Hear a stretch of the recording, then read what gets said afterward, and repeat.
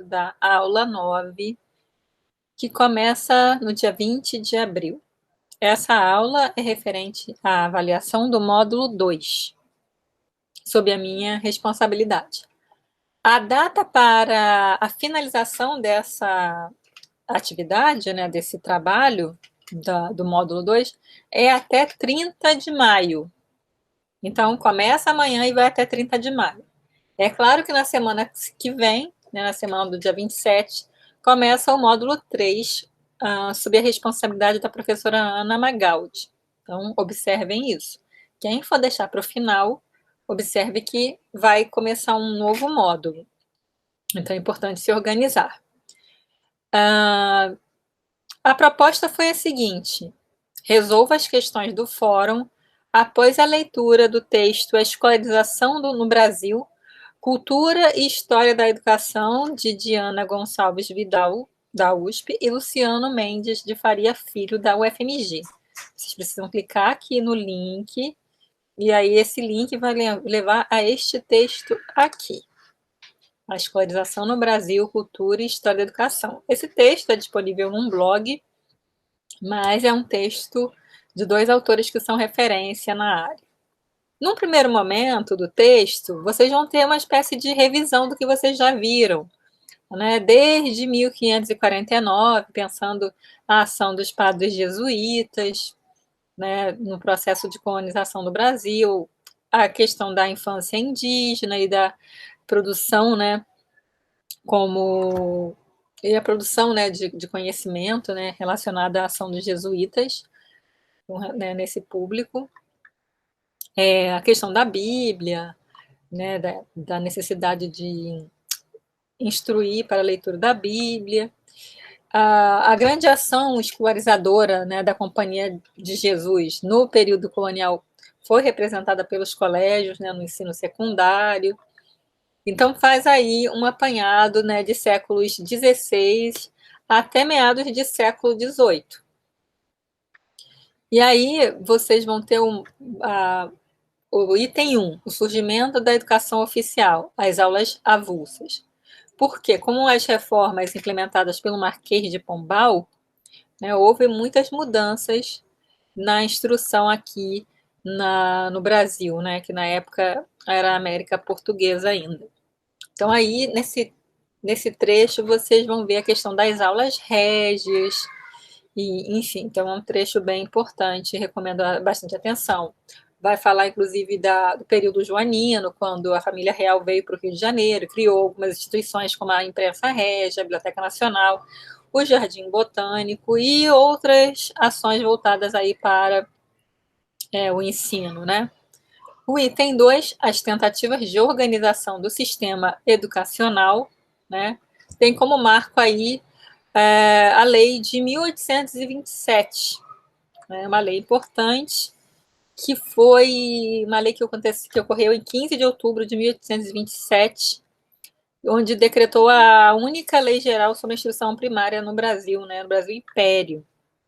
Essa lei dizia, em um dos seus artigos, que deveria, em todas as cidades, vilas, lugarejos mais populosos, haverão as escolas de primeiras letras que forem necessárias. Então, essa aí é uma discussão importante, né? Essa lei é um marco importante para a história da educação no Brasil.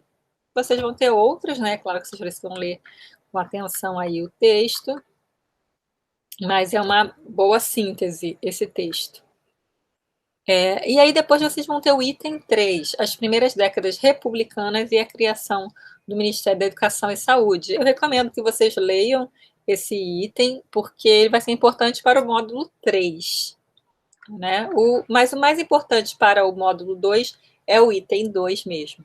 Né? O item 1 fala um pouco lá do que aconteceu no Brasil Colônia, que foi um pouco o que a professora Lourdes trabalhou.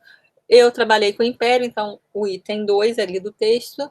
E a parte 3 é mais Brasil contemporâneo, República, enfim.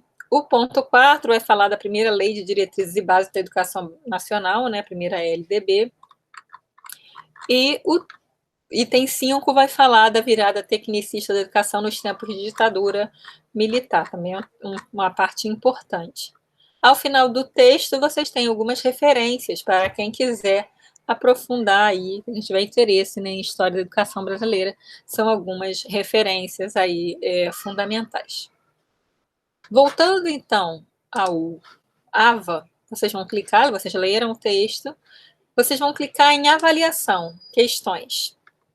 São 7. Questão 1.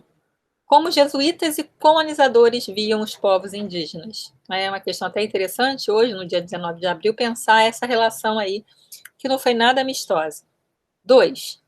O que foram as aulas avulsas? Vocês encontram tudo no texto. 3. Por que as leis do Império fortaleciam uma perspectiva político-cultural para a construção da nação brasileira e do Estado Nacional? 4. Por que as leis de 1827 e o Ato Adicional de 1834 são considerados marcos no processo de escolarização do Brasil? Né? Então, basicamente, o que foi, né, o Ato Adicional de 1839? Né? 5. Por que o Colégio Pedro II é considerado, né, no século XIX, uma instituição modelar? 6. Por que civilizar uma palavra de ordem no século XIX? E 7. Indique algumas das importantes inovações introduzidas na educação escolar nos anos finais do século XIX e início do século XX. Para resolver aqui as questões, é só colocar... Eu faria o seguinte, copiaria, né, as perguntas e responder. Eu copio e cola e aí vai respondendo. Acho que fica mais fácil. Ou vocês podem copiar as perguntas no Word e mandar como mensagem, ou vocês também podem responder por aqui. Né? Vocês vão pesquisar o meu nome.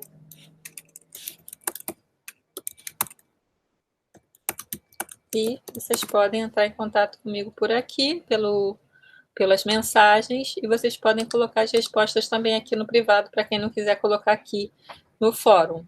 Né? Aqui sou eu. Vocês vão lá e colocam as respostas aqui para mim como, né? Eu mesma mandei mensagem para mim mesma, aqui só para dar um exemplo. Ou vocês podem responder, né, como aqui no fórum também, ou vocês podem mandar como mensagem, ou podem mandar no Word ou no PDF no grupo do WhatsApp, para quem estiver no grupo. É isso, então com isso nós finalizamos aqui o módulo 4, com isso nós finalizamos aqui o módulo 2. Deixo então a recomendação para que vocês assistam alguns vídeos, né, da disciplina, caso vocês tenham interesse. Tem muita coisa aqui no canal, Conversas com Educação, tem muita coisa da disciplina, por exemplo, professores negros em tempos de escravidão, tem aqui População Negra e História da Educação, uma conversa sobre magistério e famílias negras, uma conversa sobre intelectuais negros e História da Educação, uma conversa sobre a fundação da USP, enfim, temos aí alguns vídeos que vocês podem assistir. Tem esse documentário que eu fiz sobre instituições educativas no século XIX. Então, tem muita coisa que vocês podem assistir aqui no canal também que ajudam a pensar aí a história da educação brasileira. Então, é isso.